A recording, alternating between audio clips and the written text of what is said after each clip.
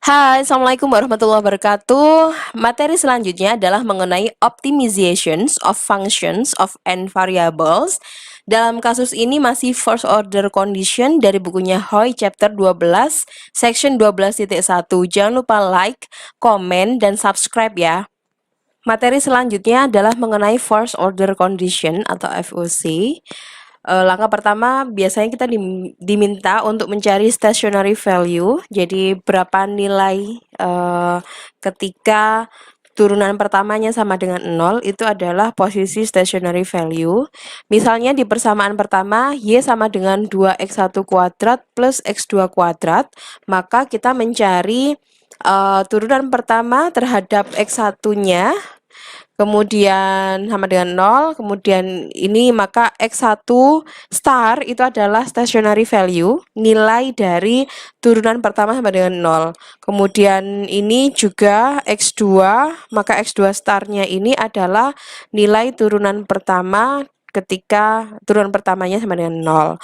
Oke, maka stationary value-nya adalah di x1 sama dengan 0 dan x2 sama dengan 0. Itu konsep dasarnya ya. Nah, nanti di contoh-contoh selanjutnya saya nggak akan menjelaskan lebih detail seperti ini tadi.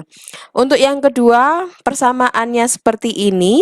Kemudian kita mencari Y1-nya sama dengan 0, Y2 sama dengan 0-nya seperti ini. Maka kan karena ini equation, Anda bisa menyelesaikan dengan cara apapun, baik substitusi, eliminasi, atau menggunakan matriks Cramer seperti ini. Maka kalau menggunakan matriks ya jadikan satu, X1 lurus X1, X2 lurus X2, dan resultnya juga diluruskan sehingga akan membentuk matriks seperti ini. Dari sini maka nilai determinan matriks 2 min 1 min 1 2 itu adalah 3. Maka untuk mencari nilai X1 itu adalah determinan dari resultnya. Untuk X1 kita ganti 4 sama 2. Kemudian ini nilai tetap nilai X2 dibagi dengan 3, maka ketemulah 10/3. Untuk X2 maka juga sama, ini tetap punyanya X1 tapi resultnya kita ganti 4/2, maka ini akan ketemu 8/3, di mana X1 itu adalah nilai stationary atau X1 star dan ini X2-nya adalah X2 star. Jadi nilai ketika turunan pertamanya sama dengan 0. Contoh yang ketiga lagi, persamaan selanjutnya misalnya seperti ini. Kemudian kita mencari Y1 sama dengan 0 kayak gini, Y2 sama dengan 0. Ini kebetulan ini bisa ketemu X1 sama dengan 0 atau 2,5. Nah, kita lebih memilih yang memiliki angka sehingga X1 starnya adalah 2,5. Kemudian karena X2 itu adalah X1/2, maka ya udah ini kita masukin, maka ini adalah X2 starnya kayak gitu. Kemudian contoh yang keempat, misalnya ini adalah persamaannya, kemudian ini kita cari Y1-nya, ini Y2-nya kebetulan langsung ketemu ya. Jadi X1 star, X2 star, dan X3 starnya bisa langsung ketemu. Contoh yang kelima, yang terakhir, ini adalah persamaannya, kemudian kebetulan ini nilainya sama-sama 0, kayak gitu.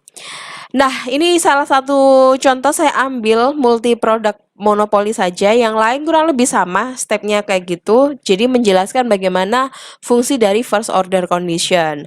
Contohnya di multi produk monopoli, misalnya ini ada dua persamaan demand karena diketahui dua produk kayak gitu ya. Jadi ini adalah persamaan demand produk X1, ini persamaan demand produk X2. Kemudian karena kita pengen menyelesaikan dengan menggunakan matriks ya kita kelompokkan seperti ini sehingga terbentuklah matriks seperti ini. Nilai dari determinan ini adalah 7. Oke, seperti sebelumnya kita mencari P1, maka 2, 3 ini kita ganti resultnya menjadi seperti ini dan ini tetap. Nah, dibagi dengan nilai A-nya yaitu 7, ketemu persamaan ini. P2 juga seperti itu, 2/3-nya tetap kita tulis, kemudian min 1, 5-nya kita ganti dengan result, tetap bagi 7, ketemulah seperti ini, kayak gitu. Lanjut, ini kan udah ketemu persamaan P1 sama P2. Kita asumsikan atau diketahui dalam soal kurva persamaan cost-nya itu seperti ini. Ketika kita mencari profit, rumus profit kan TR min TC. Ya udah kita masukin TR itu kan price kalikan kuantitas. Karena ada dua barang, maka P1 kali X1 ini P2 kali X2 dikurangi dengan biayanya.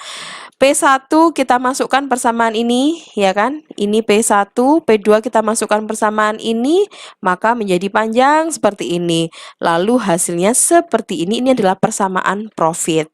Sekarang kita diminta untuk mencari berapa sih profit maksimum? Sekali lagi kalau kita mau nyari maksimum atau minimum, nilai maksimum atau minimum, kita harus mencari first order condition-nya. First order condition-nya untuk P1 ketemu seperti ini, P2 itu ketemu seperti ini, maka lagi-lagi kita buat matriks. Untuk ini hasil determinannya 1,04. Maka kita bisa mencari nilai X1 sama X2-nya dari persamaan matriks ini seperti tadi. Untuk X1 maka 142 0,43 diganti dengan resultnya. Kalau untuk mencari X2 maka resultnya di sebelah kanan. Ketemulah ini nilai X1 dan ini adalah nilai X2-nya.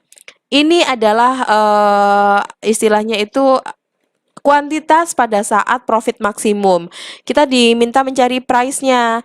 Nah, price ini dimasukkan ke persamaan mana? Ingat, kita masukin aja ke persamaan price yang atas ini. Ya, yang ini yang sudah kita temukan ya. Price yang awal, kemudian kita masukkan angka-angkanya ketemu 52,84 dan ini 45,57. Udah ketemu X sama P-nya, kita diminta untuk mencari berapa sih nilai profit maksimumnya. Ya udah kita masukin ke persamaan profit yang sudah kita cari tadi. Ini. Terus kita masukkan angkanya, ketemulah 2885,64. Seperti itu.